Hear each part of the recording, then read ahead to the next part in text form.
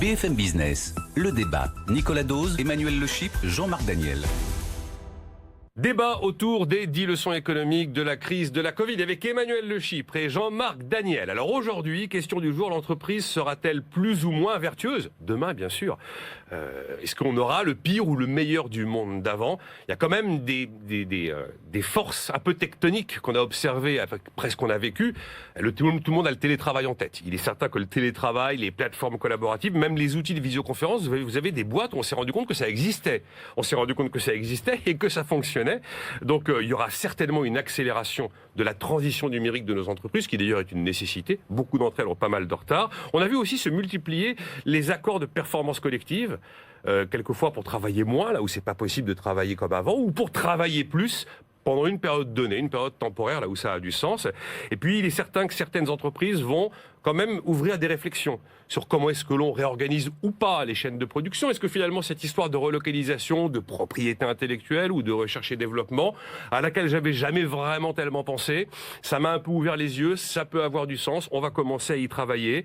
Et puis, il est peut-être temps de robotiser aussi pour gagner en productivité, même si on n'aime pas forcément les robots dans le débat d'opinion publique. Il est certain aussi qu'on commence à le voir, ça va très certainement accélérer ce mouvement auquel on croit ou auquel on ne croit pas, mais ce mouvement de mutation de l'entreprise vers l'entreprise à mission ou la fameuse raison d'être, qui étaient des changements un peu structurels jusqu'à modifier le code civil, qui ont été portés par la fameuse loi Pacte en 2019. Donc, c'est pas que l'entreprise de demain ne sera pas une autre entreprise, mais des mutations sont en cours et elles seront probablement accélérées. Je ne sais pas ce qu'en pense Emmanuel Le Chypre.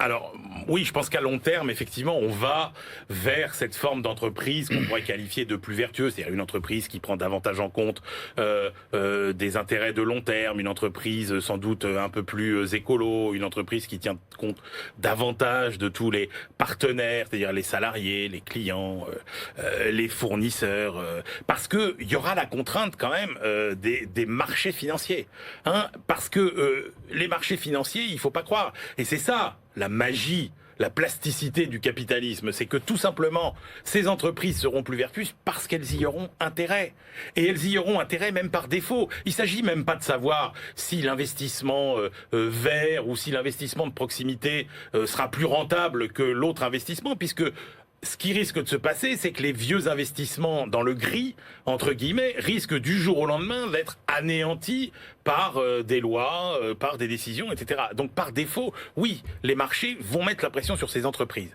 Mais par contre, moi je crains une transition extrêmement tendue, parce qu'on voit bien qu'on va vers de nombreux conflits dans cette période de transition. Les entreprises, elles vont sortir quand même essorées en grande partie de cette crise de la Covid-19. Donc alors qu'on voudrait les voir relocaliser, est-ce qu'elles vont pas être tentées d'aller encore abaisser leurs coûts pour délocaliser ? Est-ce qu'à un moment où on voudrait les voir préserver l'emploi, elles vont pas être au contraire tentées de multiplier les plans de licenciement ? Est-ce qu'elles vont pas être contraintes ou tentées de rejeter les nouvelles normes environnementales et climatiques à un moment où la société et les États veulent leur imposer ces nouvelles normes ? Est-ce que les salariés vont accepter les pressions sur la productivité que les entreprises vont leur imposer ? Bref, moi je pense qu'on a une transition vers ce nouveau monde de l'entreprise plus vertueuse qui sera quand même extrêmement compliqué. Jean-Marc Daniel, l'entreprise de demain sera-t-elle plus ou moins vertueuse ? Je ne sais pas ce que ça veut dire qu'une entreprise vertueuse. Donc je vais avoir du mal à répondre. Oui. Je pense qu'elle était vertueuse avant, parce que je pense que le but d'une entreprise... Vous n'y croyez pas à l'entreprise à mission ? Non, je pense que le but d'une entreprise, c'est de faire des profits et que... Tout le monde est gagnant. Que tout le monde est gagnant quand l'entreprise fait des profits, quand l'entreprise prépare l'avenir en investissant, quand l'entreprise fait des gains de productivité. Alors, ce qui s'est passé après les 55 jours de confinement, je pense qu'il y a 3 leçons que va retirer le monde de l'entreprise. Le premier, c'est de découvrir effectivement que le digital est rentré dans la vie quotidienne et que le digital permet une réorganisation du travail.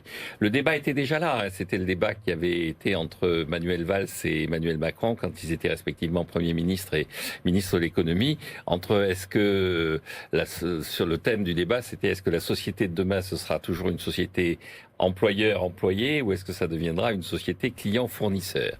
Et donc je crois que là, il y a une accélération vers client-fournisseur, vers le télétravail, l'auto-organisation, la capacité... Oui, parce que Jean-Marc, c'est important, le télétravail, même si vous gardez votre statut de salarié, de fait, organise une relation plutôt client-fournisseur entre le patron et son salarié. La deuxième chose, c'est que David Graeber, qui est un économiste américain, avait lancé l'expression de bullshit job, non pas pour dire, alors, en traduction littérale, ça veut dire emploi de merde, pour parler vulgairement. Emploi inutile, en fait. Et en fait, ce sont les emplois inutiles. Voilà. C'est pas des emplois dont le contenu est inintéressant, c'est des emplois qui ne servent à rien.